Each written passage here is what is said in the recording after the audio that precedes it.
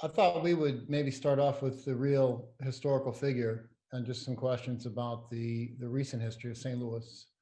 Hmm. Um, LJ Punch put up the graphic at the beginning about a tree in a forest and talked about the wind. And when I saw that, I thought also about the forest, and I thought about you and the people who stood with you in Ferguson and the history, the legacy on which you relied. So about the sources of your own resilience. And so I wonder if you could talk for just a minute about some of the legacy in St. Louis, some of the history that you felt like was behind you and ran through you, and also some of the folks who stood with you. Um, well, as a black person in St. Louis in my age bracket, we grew up with my parents telling me stories about the Veil Prophet, the VP Fair, and we just traditionally treated these things as if they weren't for us to participate in. We never went to Fair St. Louis. We never went downtown. Um, for the 4th of July. As a young kid, this was immediately something my parents introduced me to, but they didn't really like thoroughly explain it. They just say, "Hey, that's not for us. We don't go to that." Little did I know is because it was attached to a secret society that played a valid role in the explosion of the East St. Louis riots. Also thinking about people like Percy Green, Ivory Perry. I stepped into the streets doing my best attempt to imitate these men.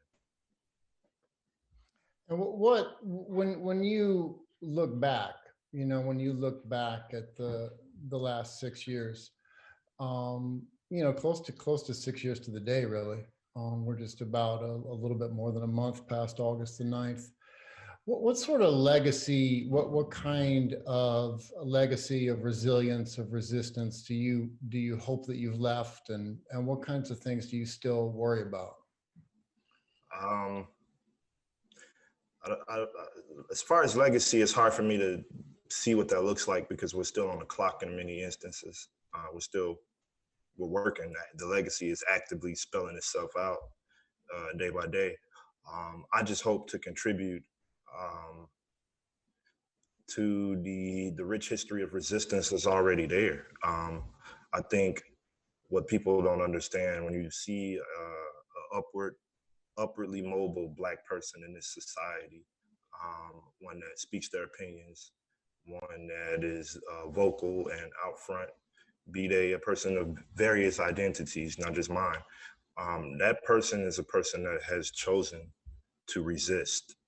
And by choosing to resist, uh, a white, heteronormative, patriarchal, racist society, sexist and racist society, homophobic society, um, a hate-driven society, a capitalist society, one that takes advantage of marginalized identities.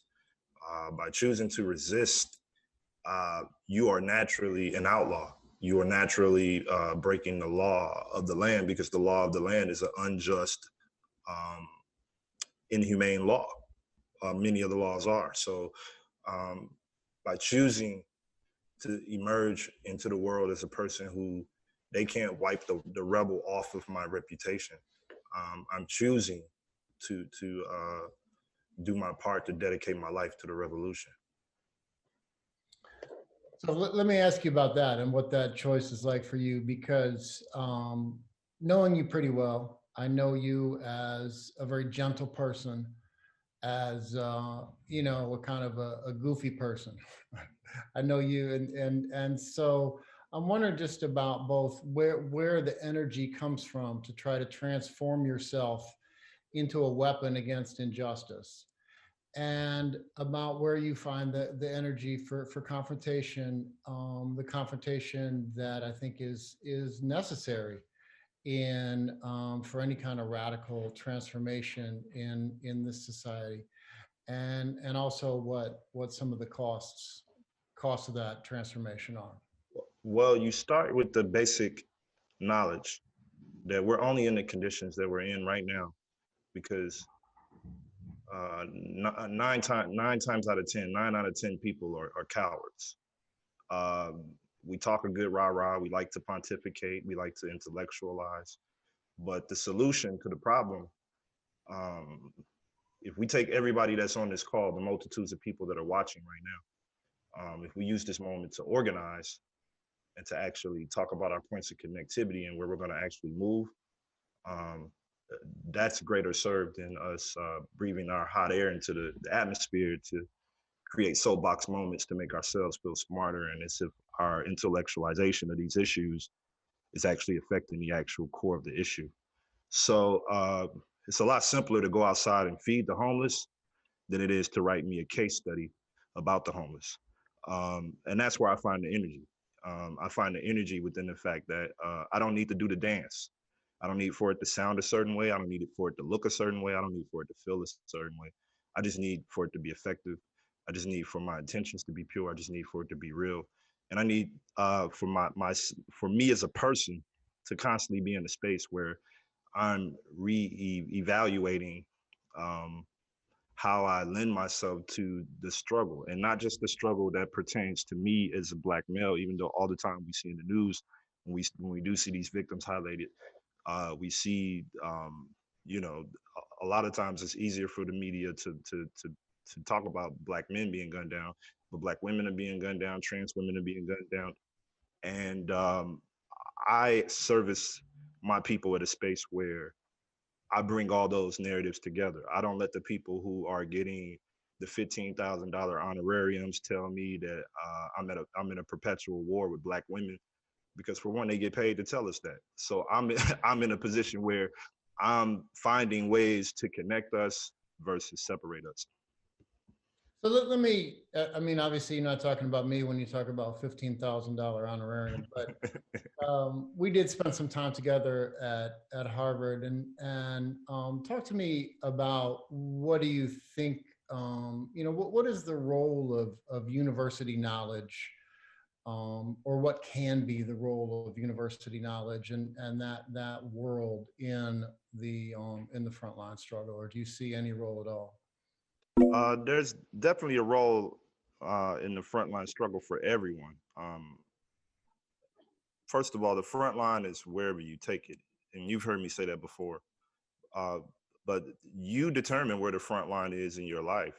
Uh, all too often, we have these romanticized narratives about social justice work. But I think that we have you have a human consciousness already. So before you're an academic, before I'm a rap artist, before I'm anything, I'm a human with a conscience. And I think that in academic spaces, uh, what can be done more is just a challenging of the knowledge, because all too often it's a flawed knowledge based upon eugenics, based upon a manufactured history. We're not talking about the fact that whiteness as a social construct is a creation.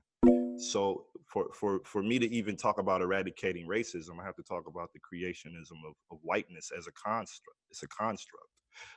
And I think in the academic spaces, that's hard to talk about because the knowledge that's being put into the ether is knowledge that reaffirms the necessity and the power of whiteness. And so in the academic spaces, what we can do more of is designate ourselves to be spooks who sat by the door, designate ourselves to be John Browns, designate ourselves to be people who will stand in the lane and not just allow lies and malicious untruths to come down and quintessentially ball without being hacked. Yeah, and so talk to me a little bit then about when you say that knowledge feels white to you, academic knowledge feels white. Help me understand what you mean by that, because I think that's a really, really powerful way of imagining some of the unthought through premises of the way that a lot of scholars and people approach things. I mean, this is a really simple example, but yesterday a friend of mine was telling me that he had to turn off a Zoom call with his daughter. His daughter was being taught via Zoom, and he turned it off because they were teaching about Christopher Columbus, and it was just absolutely no nuance in the way that it was being presented to his daughter. And that's a very minute example.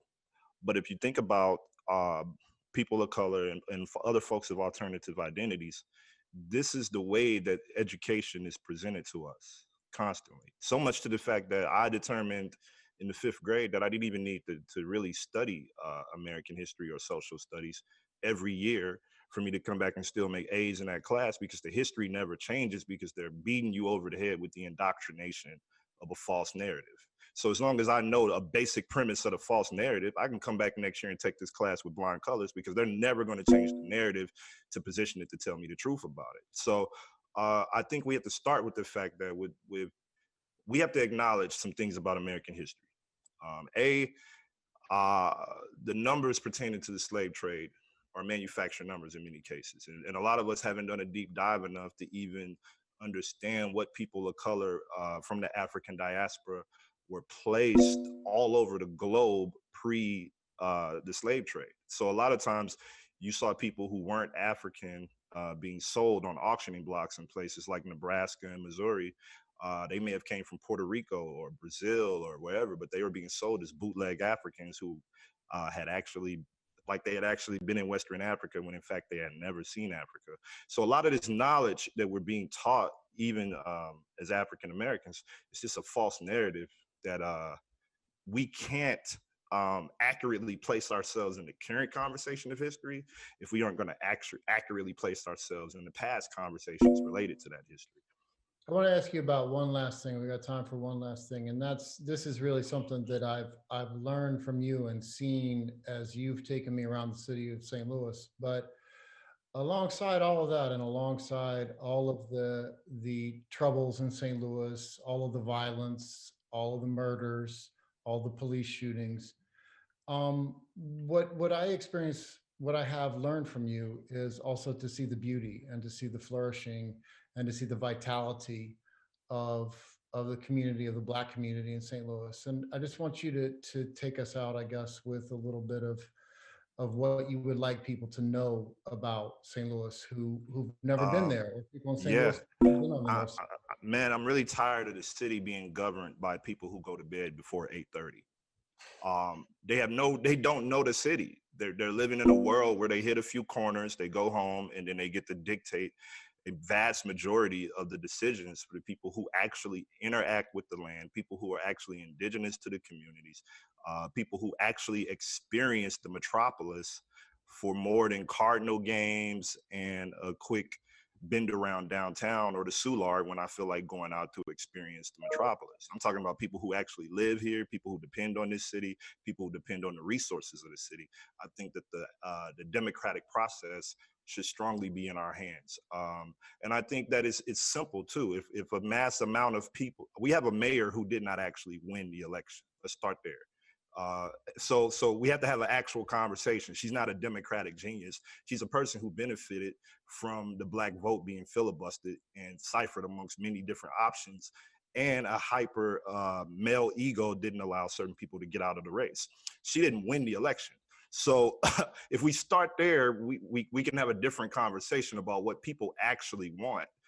If you look at the metadata, if you look at the actual information that the public is providing the politicals of the city, it paints a picture for a drastically different St. Louis than the one that we're fighting against currently.